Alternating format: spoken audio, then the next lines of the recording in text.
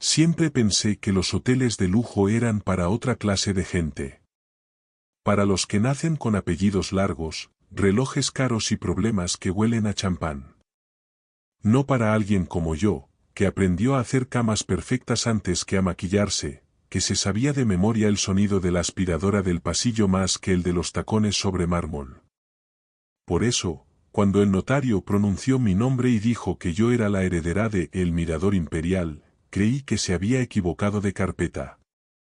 Ese hotel no era solo un edificio, era un monstruo de cristal mirando al mar, con más habitaciones de las que yo podría contar sin perderme.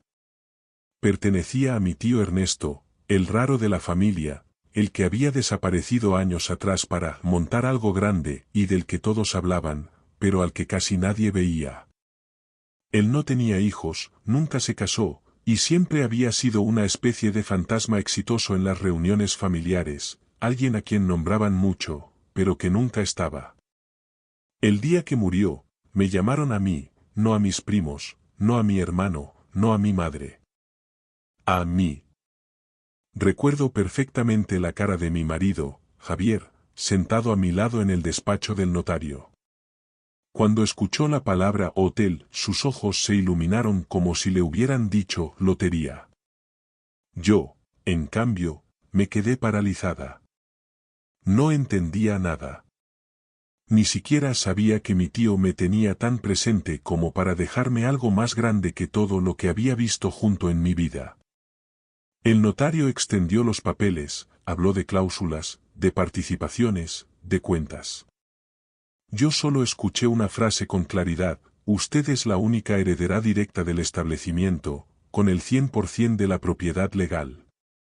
Fue en ese momento cuando sentí, literalmente, la mano de Javier apretarme la pierna por debajo de la mesa. No era un gesto de apoyo. Era un gesto de esto ahora es nuestro.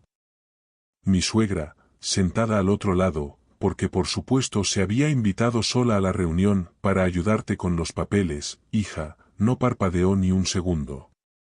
Me miró de reojo, con una sonrisa que no había visto nunca en ella. No era ternura, no era orgullo. Era cálculo. Vaya regalito te ha caído, dijo cuando salimos del despacho, con ese tono de broma que esconde veneno. Tu tío sí que sabía dónde poner la confianza, ¿no, Javier? Él sonrió, todavía en shock. Claro, mamá, claro. Yo iba detrás, como si no fuera la protagonista de nada.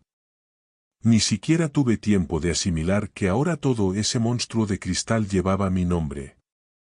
En el coche, Javier no paraba de hablar. Tenemos que ir a verlo cuanto antes, hay que revisar cuentas. Tendremos que tomar decisiones importantes, tú sabes que yo te puedo ayudar con todo esto. Yo solo asentía. Siempre ha tenido facilidad para llenarlo todo con su voz, para no dejar espacio a la mía. Hasta ese día, nunca me había molestado del todo, yo era más bien tranquila, acostumbrada a acompañar, a sostener. Pero de repente me di cuenta de que, mientras yo trataba de entender qué significaba heredar un hotel, él ya estaba planeando cómo administrarlo. ¿Cómo administrarme? La primera vez que vi El Mirador Imperial en persona casi se me caen las piernas.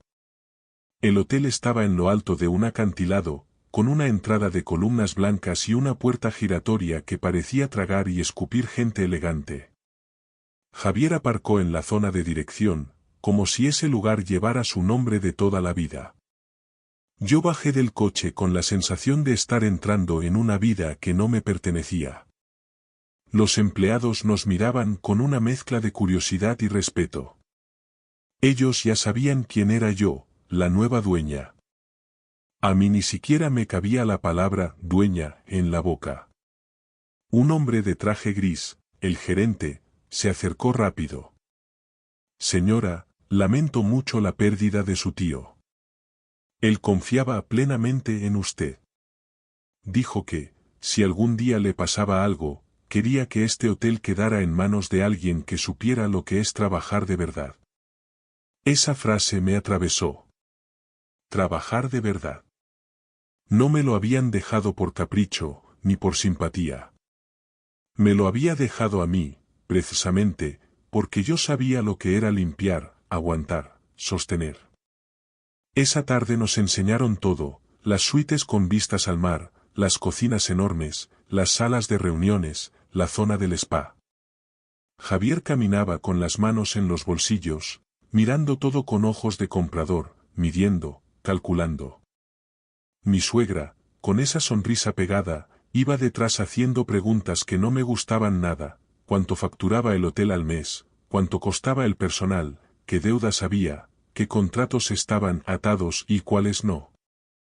Yo, en cambio, me fijaba en las cosas pequeñas: la camarera de pisos que bajaba la mirada al cruzarse con el gerente, el recepcionista que decía «sí, señor» demasiado rápido, el olor a desinfectante fuerte en los pasillos interiores. Eran detalles que me recordaban de dónde venía yo, y que me hacían sentir menos impostora. Esa noche, cuando volvimos a casa, Javier destapó una botella de vino que teníamos guardada, para una ocasión especial. «Esta lo es», dijo. Sirvió 2 copas, brindó. «Por nuestra nueva vida». Yo me quedé mirando el reflejo del vino en el cristal antes de beber. «No sé si estoy preparada para todo esto», le confesé. «Es demasiado. Un hotel entero, decisiones, empleados, números. Me da miedo equivocarme». Él se rió, ese tipo de risa que suena cariñosa pero es condescendiente. «Amor, tú no tienes que preocuparte por nada de eso. Para eso estoy yo. Los papeles están a tu nombre, sí, pero alguien tiene que saber moverlo. Y tú sabes que a mí se me dan bien los negocios». Esa palabra me chirrió. Negocios. Javier nunca había tenido un negocio real.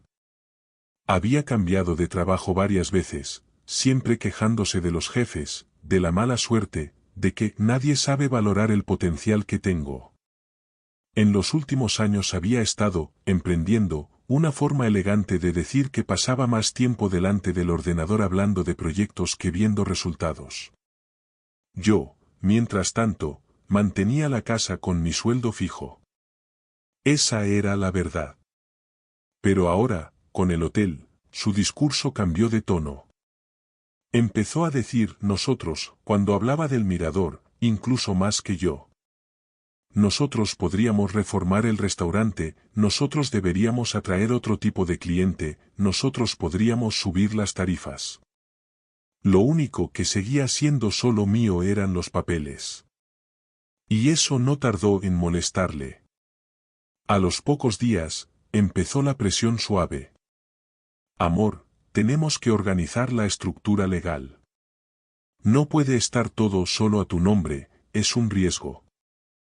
Desde que escuché aquella frase en la cafetería, «si conseguimos que firme, ya podremos hacer las cosas como Dios manda», dejé de dormir bien. No se lo conté a nadie. Ni a mi madre, ni al gerente, ni siquiera a mi mejor amiga. Todavía no sabía si estaba exagerando, o si realmente mi marido y su madre estaban organizando algo más grave de lo que parecía. Pero una cosa sí sabía: ellos ya no me veían como un miembro de la familia, ni como una mujer a la que proteger. Me veían como un obstáculo. Un obstáculo legal. Un obstáculo que respiraba. Los días siguientes fueron un desfile de casualidades. La primera ocurrió un martes por la mañana. Yo estaba revisando algunas facturas en una oficina pequeña que el gerente me había cedido. Cuando salí, una alfombra que siempre había estado fija en el pasillo estaba arrugada.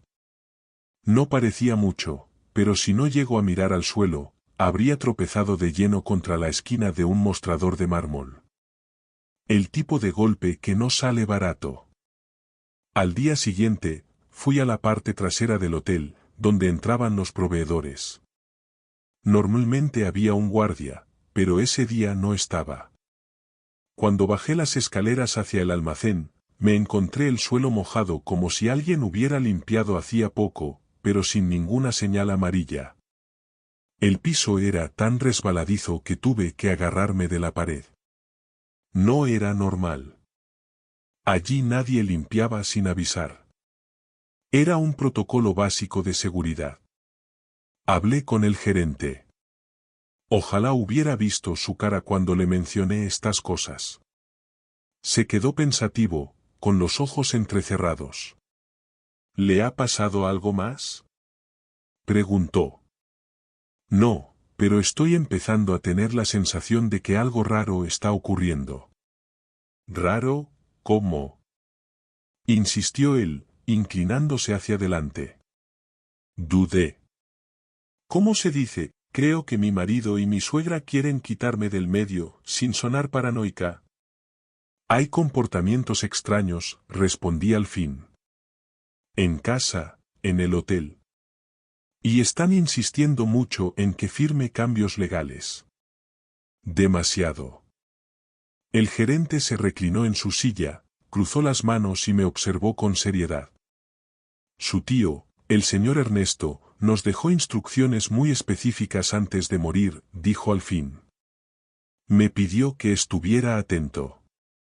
Que, si la veía vulnerable o presionada, le avisara. ¿Vulnerable por qué?, pregunté, sintiendo que el pecho se me apretaba. Porque, respondió, eligiendo las palabras con extremo cuidado, él desconfiaba profundamente de la familia de su marido. ¿Mi tío los conocía? No personalmente, dijo, pero investigó. Sabía con qué tipo de personas estaba usted casada. Por eso dejó todo exclusivamente a su nombre. Sentí náuseas. Mi tío, que había vivido casi como un ermitaño, había visto más que yo. Yo, que dormía cada noche con un hombre que no conocía realmente. Pasaron un par de días sin incidentes, hasta que ocurrió lo del ascensor. Ese día no se me olvidará nunca. Bajé desde la planta 6 para ir al spa, donde quería hablar con la encargada de un problema con unas reservas. Entré al ascensor como siempre, apreté la planta baja, y de repente, a mitad de camino, las luces parpadearon y el ascensor se detuvo de golpe, con un chirrido metálico. Intenté abrir las puertas. Nada. Toqué el botón de emergencia, y estaba desconectado. No sonaba. No encendía. Nada. En ese cubículo silencioso, con las luces titilando, sentí por primera vez miedo real. No un miedo metafórico, emocional. Miedo físico.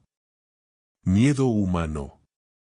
Miedo a quedarme allí atrapada, incomunicada, sin que nadie supiera qué había pasado. Por suerte, a los pocos minutos, que se me hicieron eternos, el ascensor volvió a arrancar solo, como si alguien hubiera reconectado algo desde fuera. Cuando llegué a la planta baja, mi corazón todavía estaba golpeando en mi garganta. Corrí donde el gerente y le conté todo. Él revisó el sistema, y cuando volvió a hablarme lo hizo con una gravedad que me hizo temblar. El ascensor no tuvo ninguna avería, dijo. Alguien lo detuvo manualmente desde el panel de servicio. Y alguien lo volvió a activar. ¿Quién puede acceder a ese panel?, pregunté. Directores, técnicos y personas autorizadas. Usted, su marido, su suegra, si él le dio el código. Mi suegra no debería tener acceso. No debería, repitió él. Pero los códigos a veces se comparten sin que sepamos. A partir de ahí, dejé de ser ingenua. Ellos no estaban esperando a que yo cediera. Estaban empujando. Y si yo no firmaba, podían decidir resolver mi existencia de otra manera.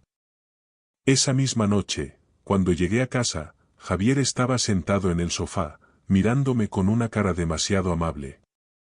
Como esas sonrisas que te da un depredador cuando ya huele sangre y se cree ganador. Amor, dijo, he estado pensando. Deberíamos firmar los papeles este fin de semana. Así ya podemos dedicarnos de lleno a mejorar el hotel. Me acerqué despacio. No voy a firmar nada, respondí, mirando sus ojos sin pestañear. La sonrisa se le congeló. ¿Estás segura de que quieres iniciar una pelea? Porque sabes que no te conviene. ¿Me estás amenazando? Pregunté. Te estoy advirtiendo, corrigió él. La vida es impredecible. Nunca sabes cuándo puede pasar algo. Esa frase no era casualidad. Era un aviso. Y lo dijo con el tono exacto de quien ya ha hecho planes. ¿Algo como qué? Pregunté en voz baja. Javier se levantó, se acercó a mí y me quitó un pelo imaginario del hombro. Su mano no temblaba. Accidentes, susurró. Me aparté de un salto. Estás mal, dije, sintiendo cómo se me erizaba la piel. ¿Qué estás diciendo? Nada, sonrió él, levantando las manos, como si yo exagerara. Cosas que pasan. El hotel es grande. La vida es peligrosa. Esa noche dormí con la puerta de mi habitación cerrada con llave. No me fiaba ni un segundo. Intenté pensar con cabeza fría. ¿Qué hacía? ¿Denunciaba? ¿A quién? ¿Con qué pruebas? Todo parecía un conjunto de accidentes aislados. Hasta que, al día siguiente, encontré algo que ya no podía ignorar. Fui al despacho que usaba en el hotel. Al abrir el cajón, vi una carpeta que yo no había puesto allí. Era nueva. Limpia. Marcada con un nombre, Elena Martínez, seguro de vida. Yo. Con mi nombre en mayúsculas. Con un documento dentro donde aparecía una póliza activa, contratada hacía 6 meses, con una cifra absurda, una indemnización millonaria que, en caso de mi muerte, sería pagada directamente a Javier. No a mí. No a mis padres. No a mi hermano. A mi marido. Me quedé petrificada. No recordaba haber firmado nada. No recordaba haber autorizado la contratación. Mi tío me dejó el hotel hace apenas semanas, pero Javier llevaba medio año preparando el escenario económico de mi desaparición. En ese instante lo entendí todo. El ascensor. Las escaleras mojadas. La presión por mi firma. Las reuniones a mis espaldas. La frase, nunca sabes cuándo puede pasar algo. La mañana siguiente a descubrir la carpeta del seguro de vida fue la primera vez que sentí un miedo que no sabía que mi cuerpo era capaz de sentir. No era ese miedo abstracto, emocional, de creo que algo me ocultan. Era un miedo afilado, concreto, casi quirúrgico. Alguien quería que yo desapareciera, y no de manera simbólica. Físicamente. Para siempre. Me quedé un buen rato sentada frente a la carpeta abierta, sin moverme, escuchando cómo mi propio corazón golpeaba con fuerza contra el pecho. Era la primera vez que tenía una prueba real, un documento firmado, un rastro. Algo que no era intuición. Algo que no era una casualidad sospechosa. Algo que podía enseñarle a la policía, a un abogado o al gerente del hotel, y hacer que alguien por fin me creyera. Pero también sabía algo más, si Javier o su madre descubrían que yo había visto esa carpeta antes de tiempo, podían acelerar su plan. Y no estaba dispuesta a darles ventaja. La volví a dejar exactamente donde estaba, con la fecha hacia abajo, el papel ligeramente doblado en una esquina como cuando lo abrí. Lo dejé tal y como lo había encontrado. Hice algo que nunca había hecho, saqué mi móvil, lo puse en silencio y fotografié absolutamente todo. Cada página, cada firma, cada número de póliza, cada detalle. Después me envié las fotos a mi correo personal y a otro correo alternativo que usaba desde hacía años. Luego las subí a una carpeta en la nube con contraseña. Doble copia. Triple. No dejaría nada al azar. Cuando salí de la oficina, mis manos temblaban. El gerente me vio desde lejos y vino hacia mí, pero asenté la cabeza para indicarle que no hablara. No podía arriesgarme a que alguien escuchara una sola palabra. No allí. No todavía. Esa misma tarde, en casa, Javier estaba especialmente amable. Demasiado amable. Me recibió con una sonrisa que casi parecía pegada con pegamento. Te hice la cena, dijo, como si fuera algo que hacía todos los días. Nunca cocinaba. Nunca. ¿Qué celebramos? Pregunté, mirándolo fijamente. Nada, mujer, sonrió. Solo quiero que estemos bien. Últimamente te noto estresada. Yo estresada. El tipo era un maestro de la manipulación emocional. Cenamos en silencio.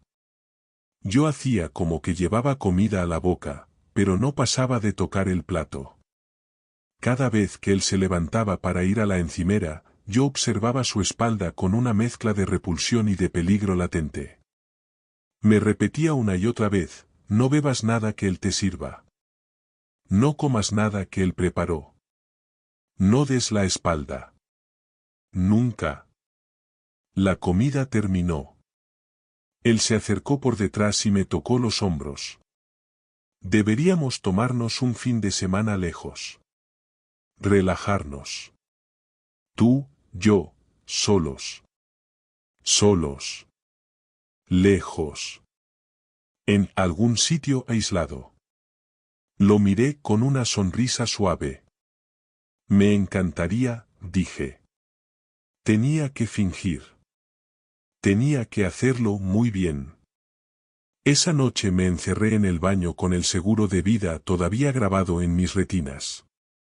Tenía que pensar rápido. No podía simplemente correr, ni esconderme, ni enfrentarme sin pruebas completas. No con gente que ya había demostrado que podía manipular, mentir, actuar. Lo primero que hice fue comprar, desde mi móvil, una pequeña cámara portátil del tamaño de un pendrive. Envío urgente. Al trabajo, no a casa. También pedí una grabadora digital que funcionaba por contacto. Iba a necesitar pruebas de audio. Necesitaba registrar sus palabras. Necesitaba atrapar alguna frase que no pudiera negar. Al día siguiente llegué al hotel temprano. El gerente ya me esperaba. Cerró la puerta de su despacho y bajó la persiana. Señora, me está ocultando algo, dijo en voz baja. Lo veo en su cara. Respiré hondo. Encontré una carpeta, susurré. Un seguro de vida a mi nombre. En caso de mi muerte, el beneficiario es Javier. El gerente palideció. Eso, es gravísimo. ¿Cuándo lo contrató? Hace 6 meses. 6, repitió él, llevándose una mano al rostro. Antes de que usted heredara el hotel. Asentí. Él ya lo planeaba. Desde antes de saber que yo tendría algo valioso. El gerente se levantó. Caminó de un lado a otro del despacho. Finalmente me miró con una seriedad que no le había visto nunca. Hay algo que no sabe. Me quedé quieta. ¿Qué? Hace 3 semanas, su marido vino aquí sin usted. Preguntó por los sistemas de seguridad, por los accesos, por los protocolos de emergencia. Quiso saber, específicamente, tragó saliva, cómo funcionaban las cámaras de las escaleras de servicio y si había puntos ciegos. Sentí un frío recorrerme la espalda. ¿Y hay puntos ciegos? Pregunté. Sí, respondió él. 2. Uno en la puerta trasera del sótano. Y otro en la escalera entre la planta 3 y la 2. Zona oscura. Sin cámaras. Sin registro. El lugar perfecto para un accidente. ¿Le dijo por qué quería saber eso? Pregunté. Dijo que era por seguridad de la nueva propietaria. ¿Qué quería protegerla? Me reí. Una risa rota. Claro. Protegerme. El gerente se inclinó hacia mí. Escuche, usted no puede estar sola con él. No puede dejar que la acompañe a zonas aisladas del hotel. No puede quedarse a solas en ningún sitio donde no haya testigos. ¿Lo entiende? Asentí. Voy a ayudarla, añadió él. Su tío fue bueno conmigo. Y creo que usted no se merece esto. Ese día marcó un antes y un después. A partir de ahí, cada movimiento mío era calculado.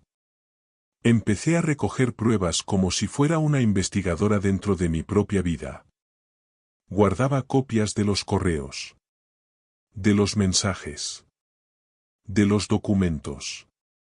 De las fechas. De las visitas que Javier hacía al hotel sin avisarme. Todo tenía una razón. Todo era una pieza que podía servir después. La primera grabación la conseguí esa misma noche. Javier estaba de mal humor. No sé si porque notaba que yo ya no era tan obediente como antes, o porque su plan iba más lento de lo que esperaba. Tiró su chaqueta sobre el sofá y empezó a caminar por la sala como un animal enjaulado. ¿Fuiste al hotel sin mí? Pregunté, desde la cocina. Él se giró, sorprendido. ¿Y qué? Solo preguntaba. Se acercó. Demasiado cerca. Sabes, Elena, hay cosas que no tienes por qué controlar. Yo también tengo derecho a moverme, a informarme, a saber cómo funciona el lugar donde vamos a construir nuestro futuro. Esa frase quedó grabada en la pequeña grabadora digital que llevaba escondida en el bolsillo. Pero fue lo siguiente lo que realmente importó. ¿Sabes qué pienso? Dijo él, mirándome con frialdad. Que estás poniéndolo difícil. Y cuando la gente pone las cosas difíciles, la vida se encarga de empujarlos. ¿Empujarlos? Repetí. A veces literalmente, sonrió. Mi piel se erizó. La frase que lo cambió todo salió de la boca de mi suegra una tarde en la que, irónicamente, yo no tenía intención de escuchar nada. Estaba en el hotel, en el despacho del gerente, revisando unos informes de mantenimiento. Él había salido unos minutos a hablar con proveedores y yo me quedé sola en la oficina, con la puerta entreabierta. Fue entonces cuando escuché los tacones inconfundibles de mi suegra en el pasillo. No tenían un sonido normal. Eran pasos de alguien que cree que el edificio entero le pertenece. Se acercó a la oficina hablando, sola. O eso pensé, hasta que escuché otra voz, la de una amiga suya, una mujer que yo había visto varias veces, siempre pegada a ella como una sombra servil. Te dije que no vinieras por aquí, susurró mi suegra, molesta. Quería ver cómo iba todo. ¿Ya conseguiste que firme? Preguntó la amiga, con una voz ansiosa. Yo me congelé. Ellas no sabían que yo estaba dentro. Tampoco sabían que la puerta estaba apenas apoyada y que las palabras me estaban llegando como cuchillos finos. Está resistiéndose, dijo mi suegra, fastidiada. Pero no te preocupes, tenemos un plan B. Plan B. Plan B. Plan B. Esas dos palabras empezaron a martillarme la cabeza. Plan B. Preguntó la otra mujer, con un tono casi divertido. No me digas que por fin vas a hacerlo. Cállate, la interrumpió mi suegra, bajando la voz. No sabes quién puede oír. Ahí fue cuando di un paso hacia la puerta, sin hacer ruido, y apoyé la grabadora digital del gerente en el borde, sin que ellas la vieran. Mi suegra siguió hablando, ya sin filtros. Mira, si la niña no firma, las cosas se pueden precipitar. Este hotel es demasiado grande para que lo administre sola. Y Javier merece algo mejor que cargar con alguien que no sirve para decisiones importantes. La amiga se rió bajito. Ay, por favor, no te andes por las ramas. ¿Le vas a contar a Javier lo del acantilado? Mi corazón dejó de latir por un segundo. ¿Qué acantilado? Susurró mi suegra, como si eso fuera algo obvio. Ese donde tu marido tuvo el accidente hace años, ¿te acuerdas? Ese sitio donde un resbalón no deja huellas. Mi suegra suspiró, como quien recuerda una idea útil. Hace semanas te dije que ese camino no está vallado. Si alguien cae ahí, es porque iba distraído. O porque la vida quiso otra cosa. Sentí un escalofrío tan helado que tuve que cubrirme la boca con ambas manos para no gritar. Ella continuó, con una calma espantosa. Si Elena no quiere firmar, la vida puede querer otra cosa. Y créeme, bajó aún más la voz, un accidente así haría que Javier quedara como un pobre viudo que perdió al amor de su vida. Todos le tendrían lástima. Y él podría quedarse con el hotel sin parecer un ambicioso. La amiga ahogó una risa. ¿Y el seguro? Ay, por favor, respondió mi suegra. Eso ya está hecho desde hace tiempo. Se cobra y listo. Además, ¿quién va a sospechar? Ella está muy estresada, todos lo han visto. Todo encaja. Yo temblaba. Pero no de miedo. De rabia. La amiga preguntó. ¿Y si alguien investiga? ¿Quién? Rió mi suegra. ¿Los empleados del hotel? ¿La policía? Por favor. Mi hijo es un hombre encantador. Ella es la nerviosa, la insegura, la que está viendo cosas donde no las hay. A nadie se le ocurriría pensar que él, o yo. Silencio. Un silencio tan brutal que pude escucharlo desde dentro. Vamos, dijo ella finalmente. Tenemos que hablar con Javier. Y se fueron. Yo me quedé de pie, con las rodillas flojas, pero con algo que no había tenido antes, prueba. Prueba de su plan. Prueba de intención. Prueba de método. Prueba de todo lo que me habían hecho sentir como paranoia. Cogí la grabadora y la escuché de nuevo, para confirmar que no estaba imaginando nada. Todo estaba ahí. Clarito. Perfecto. Terrible. Esa misma tarde, reuní al gerente en su despacho. Cuando escuchó el audio, se llevó las manos a la cara. Esto es una conspiración, susurró. Esto es un intento de homicidio premeditado. Lo sé, respondí.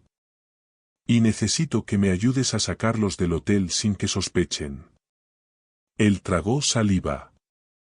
Puedo suspender los accesos.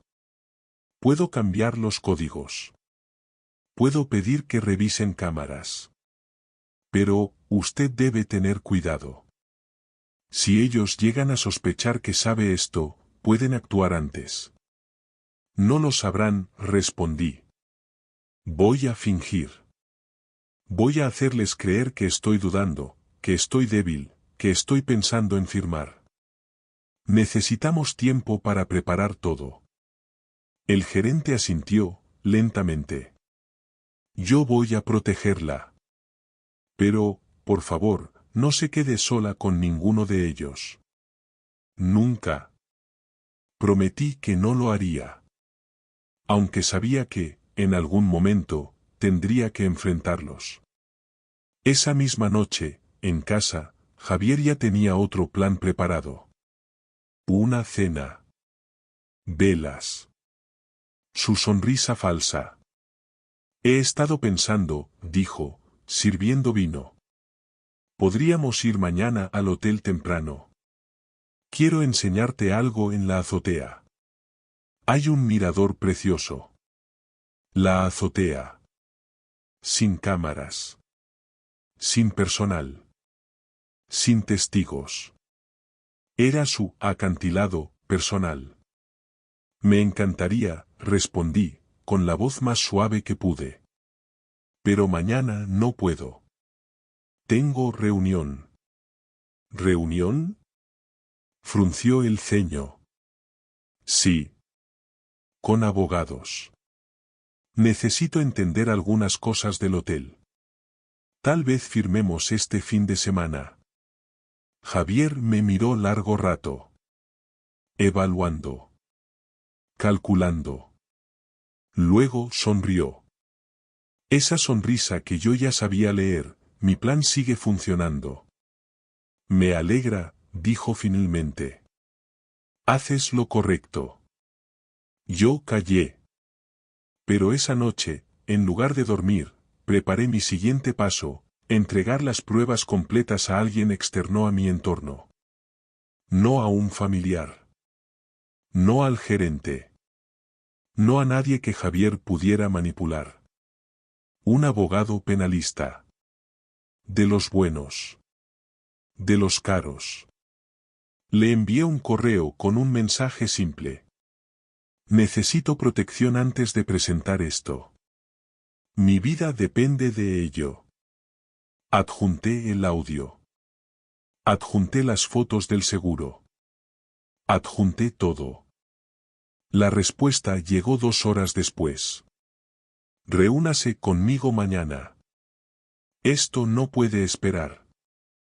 El hotel ya no era el centro del problema. Yo lo era. Yo era el objetivo.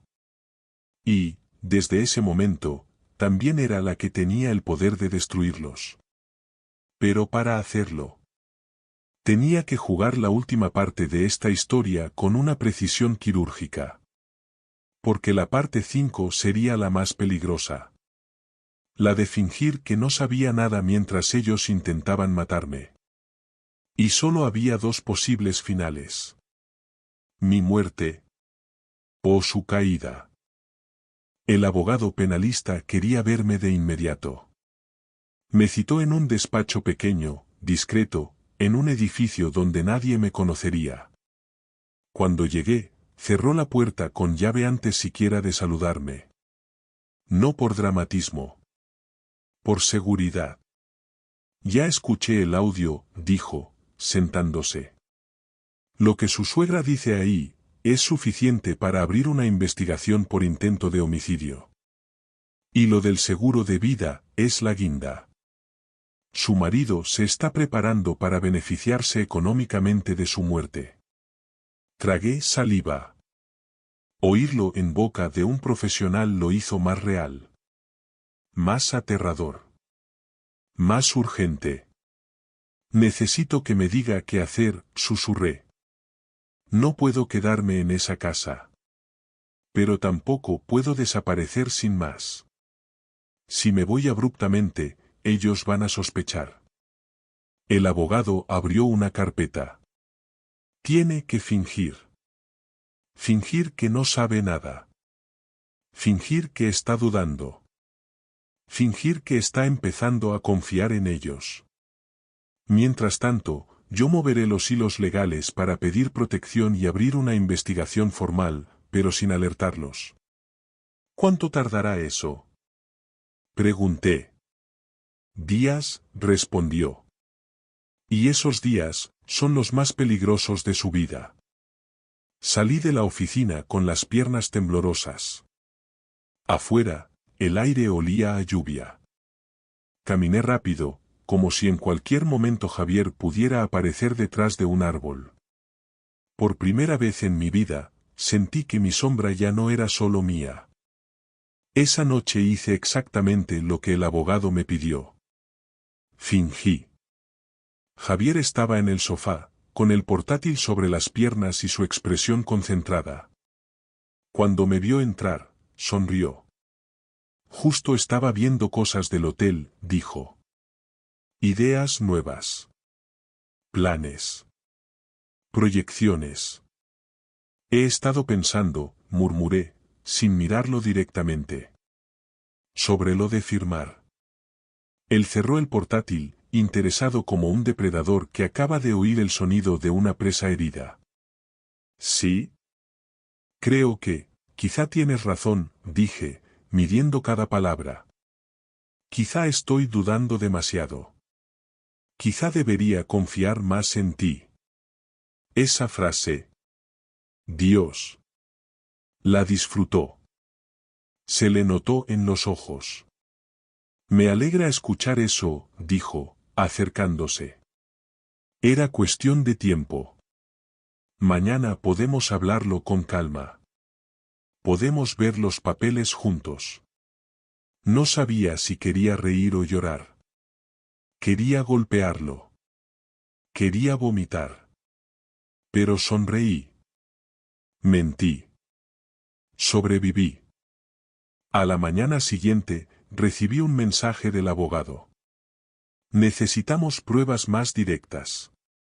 Algo que demuestre que él y su madre están acelerando el plan. Grave todo. Respiré hondo. Ese día iba a ser el más complicado.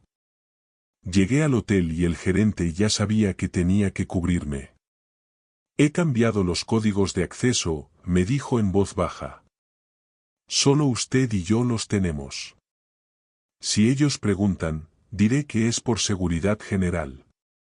Gracias, susurré. Además, añadió, he pedido una auditoría externa de seguridad. Hasta que lleguen, ninguna zona quedará sin personal. Ni un pasillo. Ni una escalera. Ni un sótano. Y si su marido aparece sin usted, me llama. Asentí. Era extraño sentirme protegida por un edificio. Por un equipo. Por un hombre que apenas conocía, pero que parecía ser el único dispuesto a ayudarme sin beneficio personal. Esa tarde, Javier apareció sin avisar. Entró al hotel caminando como si fuera el dueño. Saludó a los empleados, preguntó por las cuentas, dio órdenes que nadie tenía obligación de obedecer. Pero cuando llegó a la recepción y no lo dejaron pasar a la zona privada, su cara cambió. Quiero hablar con mi mujer, dijo, molesto. Yo bajé. Tenía la cámara oculta en mi reloj. ¿Qué haces aquí? Pregunté, con tono curioso. Vine a ayudarte, respondió él, fingiendo preocupación. Me dijeron que el gerente cambió códigos. ¿Qué pasa aquí? Nada, sonreí, suave. Seguridad. El hotel lo pidió. Él frunció el ceño. ¿Seguridad? ¿Seguridad de qué? Protocolos nuevos. Javier me tomó del brazo. Su mano era firme, demasiado firme. No me gustó eso que dijiste ayer, susurró. Eso de, quizá debería confiar más en ti. Pareció forzado. Mi corazón se aceleró. La cámara estaba grabando. Tenía que mantenerlo hablando. Solo quise decir que, no quiero conflictos, dije, con voz baja. ¿Quieres que confiemos el uno en el otro?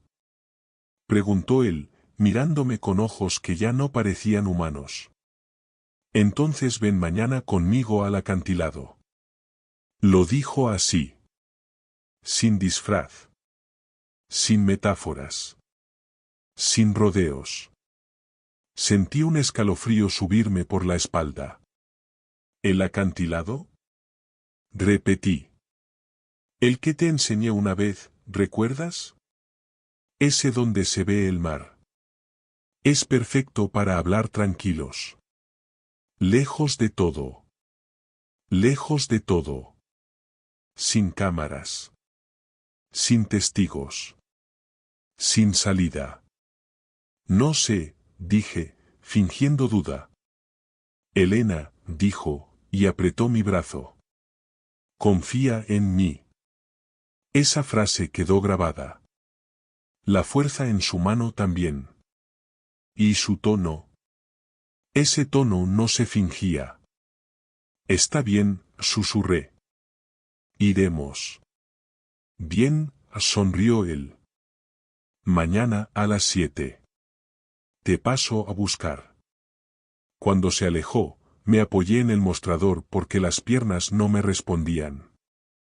El gerente vino corriendo. ¿Qué ha pasado?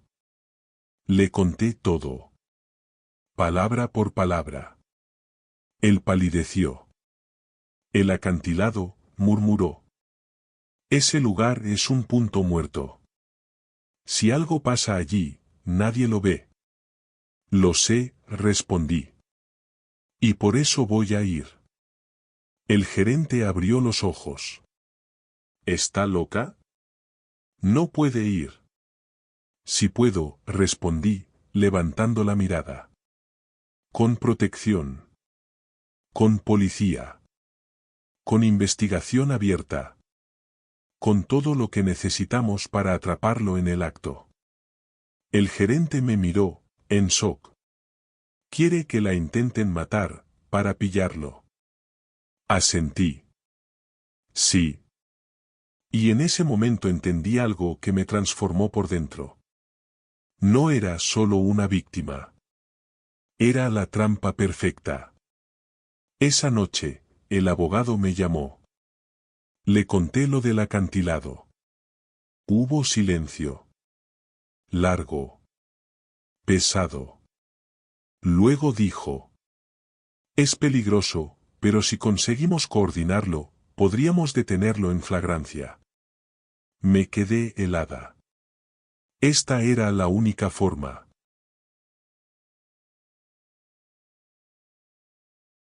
La noche antes del acantilado no dormí. Ni un segundo.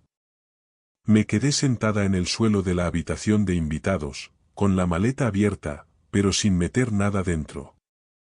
A esa hora ya no pensaba en ropa ni en documentos. Pensaba en cómo sería la última mirada de Javier si todo salía bien o si todo salía mal.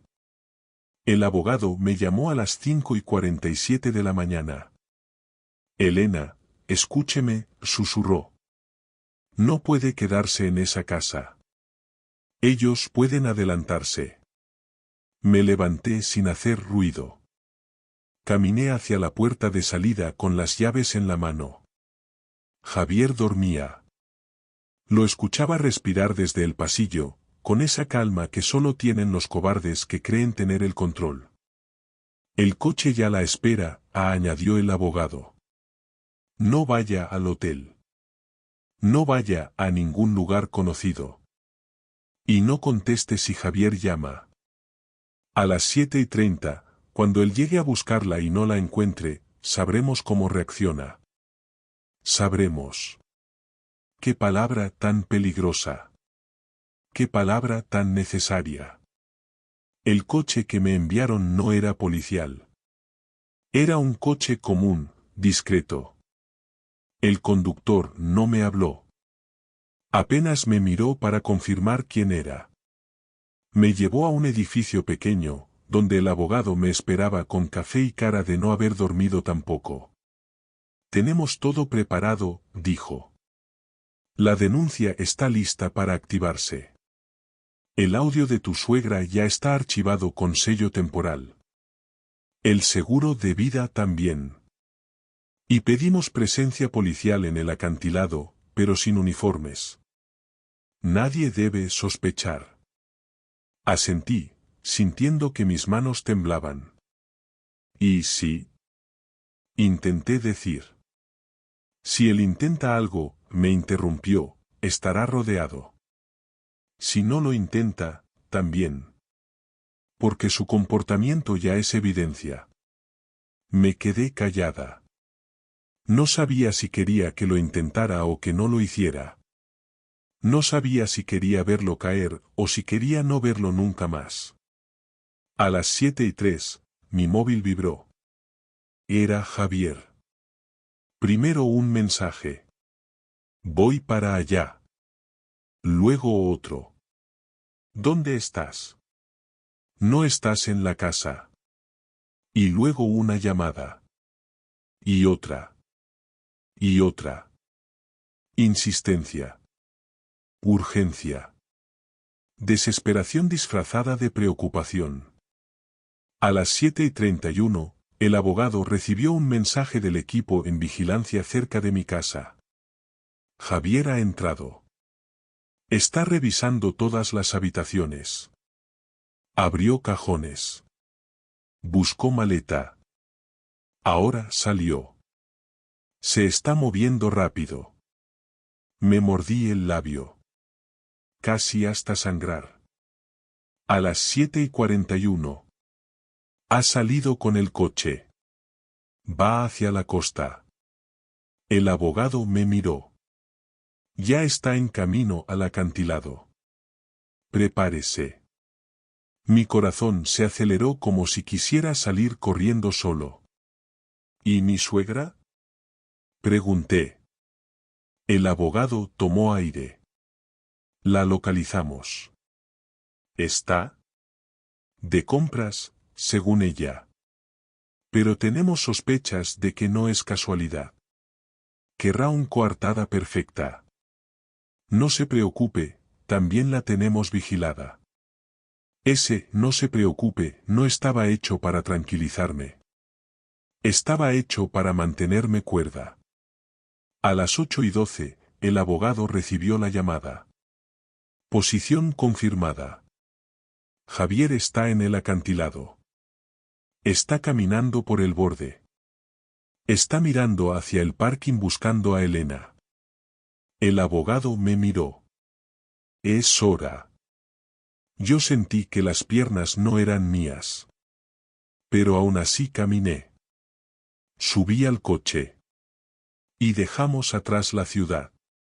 Llegamos al acantilado a las 8:32. El aire era frío. El mar golpeaba las rocas con una fuerza salvaje. Y allí estaba él. Javier. De pie. Mirando hacia el camino por donde se suponía que yo debía llegar sola, sin testigos, sin red. Cuando me vio, sonrió. Una sonrisa que nunca antes había sido tan clara en su crueldad. Llegas tarde, dijo, dando un paso hacia mí. Había algo en sus ojos. Algo que solo había visto en historias de crímenes. Ese brillo de alguien que cree que controla la escena. Tuve problemas, respondí, manteniendo mi voz firme. No importa, sonrió. Lo importante es que viniste. Necesitamos hablar, sin distracciones. Miré a mi alrededor. Sabía exactamente dónde estaban los agentes encubiertos. Sabía que Javier no los veía. Sabía que tenía segundos para hacer que dijera lo que necesitábamos. Javier, empecé. Estuve pensando en lo del hotel. Quizás sí debería firmar. Quizás sí deberíamos arreglarlo todo hoy. Sus ojos brillaron. Caí. Caí completa y perfectamente en la trampa que él mismo me había propuesto. Y eso lo hizo bajar la guardia. Me alegra escucharlo, dijo. Porque la vida cambia en un instante, ya lo sabes. ¿Un instante como, este lugar? Pregunté, mirando hacia abajo, como si estuviera planteándome acercarme al borde. Él siguió mi mirada. Y ahí lo dijo. Ahí soltó la frase que lo hundió para siempre. Si te pones muy cerca, susurró con voz baja, casi dulce, un tropiezo bastaría. Nadie sospecharía. Nadie. Silencio. El tipo de silencio que corta la piel. Yo respiré hondo. Como el tropiezo del que hablaba tu madre. Su cara cambió. Se tensó. Se congeló. Retrocedió un paso. ¿Qué? Balbuceó. Lo escuché todo, dije, despacio. El plan B. El acantilado. El seguro de vida. Todo. Ese fue el momento exacto en el que Javier dejó de parecer mi marido. Y se convirtió en lo que realmente era. Un hombre acorralado. Intentó acercarse. No para abrazarme. No para calmarme. Para atraparme. Lo vi. Lo sentí. Como si el aire mismo cambiara alrededor de él. Elena, cálmate, dijo, con una voz rota. Podemos arreglar esto. Lo estás malinterpretando. Dio un paso más. Un paso demasiado rápido. Demasiado decidido. Fue entonces cuando el abogado, desde la colina, gritó. Policía. Quieto. Javier se congeló. Luego miró alrededor, buscando quién había gritado, y vio como al menos 4 agentes salían de detrás de las rocas, del camino, del borde. Todos armados. Todos avanzando hacia él. ¿Javier Hernández? Gritó uno de ellos. Está detenido por tentativa de homicidio y fraude de seguro. Mi marido.